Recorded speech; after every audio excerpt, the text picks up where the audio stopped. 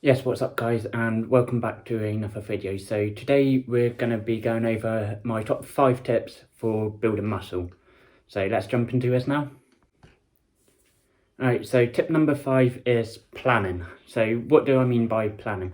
Basically, plan what you're going to do before you go to a gym. Don't just turn up to a gym and think, oh, I'm going to train this now.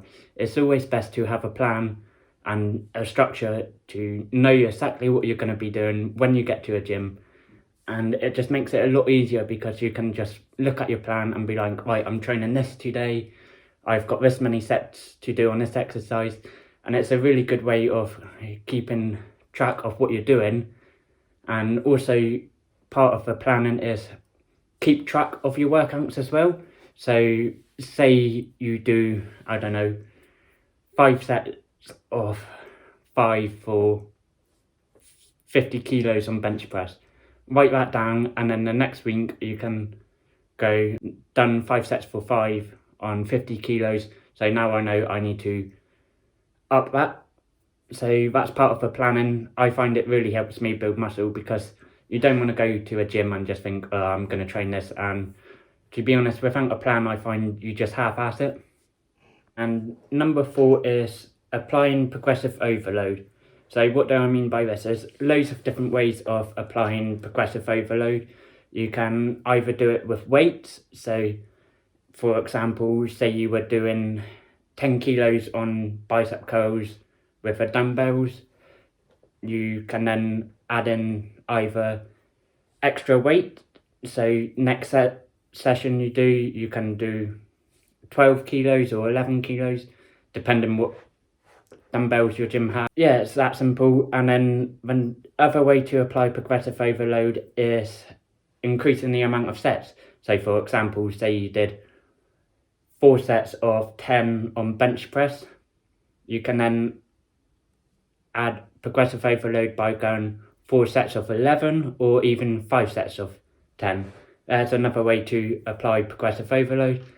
And then another way is, not many people realise this, but you can apply more time under tension. So when you're doing the decentric part, you can slow it down. So say you're bringing it down slower.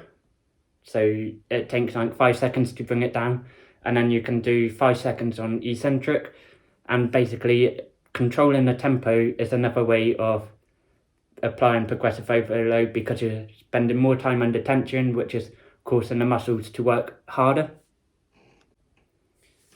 And on to number 3 is your diet. A lot of people don't understand this, but diet is, if you want to put on weight or size, you need to be in a calorie surplus. So that means eating more calories than your maintenance. But I would suggest not starting by jumping up to a crazy number like 4,000 calories. Just slowly start by adding 100 or 200 calories, and then track your weight for a couple of months or weeks. And if you see you're putting on weight, that means you don't need to add in any more calories because you're already in such a surplus, you're gaining weight. And this will help with putting on muscle, but sometimes it can be water retention or even putting on a little bit of fat. But I mean, as long as you're happy with how you're looking, maybe you need to put on a little bit of fat or maybe not. So the other way of this is, if you want to lose weight, you be in a calorie deficit, which means you're eating less calories than your maintenance. And like before, just slowly start by reducing your calories by 100 or 200, and it will slowly start taken away. And then when you get to a point where you're not losing any weight, just take another 100 calories away. But the main important thing is just to make sure you're being healthy with your diet. And also another thing, a part of the diet, is your supplements. Now, if you're just starting a gym, I would advise don't worry about supplements because they're only going to give you a 1% advantage. So it doesn't really make too much of a difference. But if you are going to take supplements, the best ones to take are creatine and protein. They're the only ones you really need, and because any other supplements are not exactly got too much scientific research, but creatine and protein are two of the main foundations for building muscles. So on to number 2, which not many people do this, is getting enough rest and recovery, because it's all good going to a gym, breaking down your muscles, smashing the weights up, but your muscles are breaking down at this point, and it's during your recovery where they get bigger and stronger.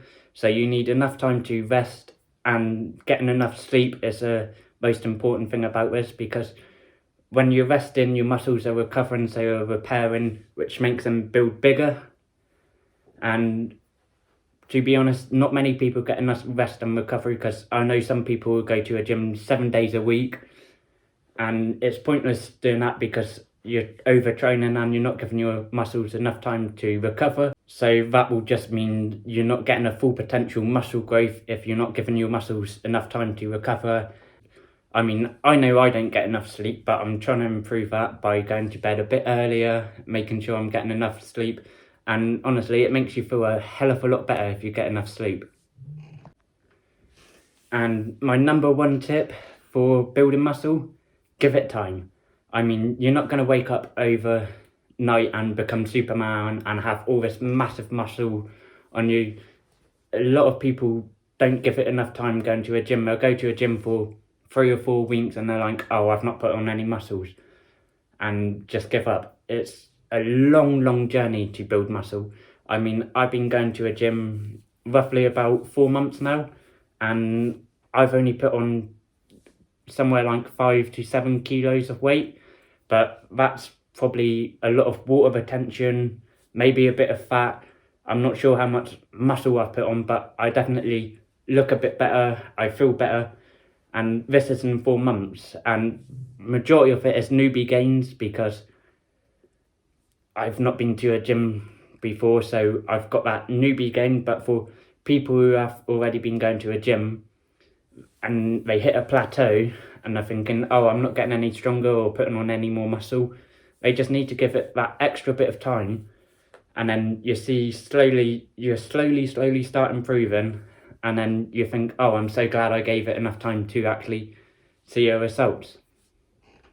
Alright, so there's that one for you guys. I hope you enjoy, and if you've got any ideas on what you think are good tips for building muscle or anything like that, just drop it in the comment section and I'll reply. And I just want to say thank you all for watching, and I'll see you in the next video.